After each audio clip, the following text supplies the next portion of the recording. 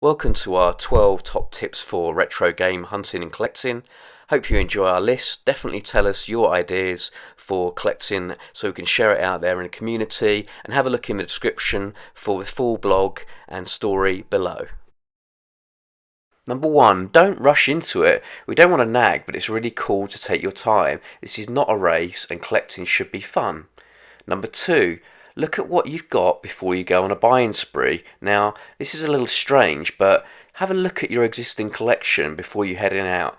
It will make you smile, feel good, and less inclined to rush and buy.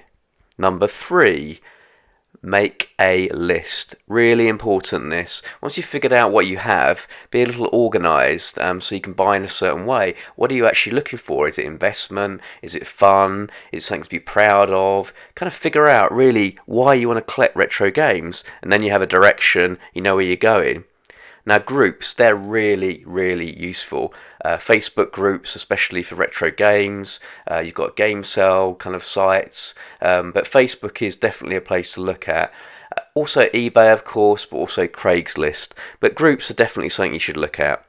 Number five, online purchasing. So you've got kind of social media, obviously the Facebook groups we've mentioned, but also you've got dedicated places where you can buy the actual, games, and the physical stores, which will come on to number six. So number six is the physical store. So you've got a lot of these popping up. You've also got game cafes and bars, even selling games from those as well. So have a look at those places. They're popping up everywhere. There's a few on our website as well if you go into our community section. Events, number seven. A bit like the game stores, you've obviously got a lot more retro events coming up as well. So have a look, get down there, have a bit of a haggle, and enjoy yourself. And obviously the key thing is you can actually touch and feel the thing, unlike eBay, and therefore you can have a look at it, make sure the condition is good, and see whether you like it or not. Then there's eBay, so, Fleabay, whatever you want to call it. It's not all bad. You just have to take your time and look, and go back to your list idea, and you'll find something. You just have to really discipline yourself when you're on eBay. So that's what we'd say about that.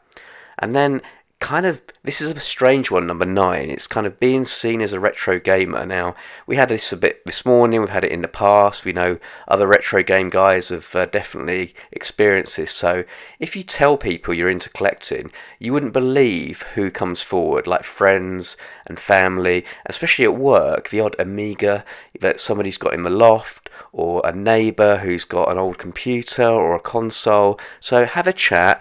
Tell people that you're collecting, and you'd be very surprised what turns up. I mean, it could be, worth a couple of beers, and you've got a lovely Amiga 1200 on your hands, if you know what I'm saying. Now, number 10 is the charity shop, which I have to say is very much declining, because a lot of charity shops are not getting the games in because people are selling them on eBay and they know where their prices are at. And also the charity shops, when they're getting the stuff in the few and far between that it is, then they are probably putting the prices on eBay sort of level. So you have to do a bit of hunting, and I'm sure you'll find stuff in there. Just be patient, really. Number 11 is the car boot sale or flea market, perhaps if in the US. Is basically get out there, get up early, suss the place out, get to know who the stalls are, if they're going regularly, get to know who are the other hunters so you can get in there quickly. Again, a lot of this is going to be on the sort of blog below, which you've got the link as you can see down there.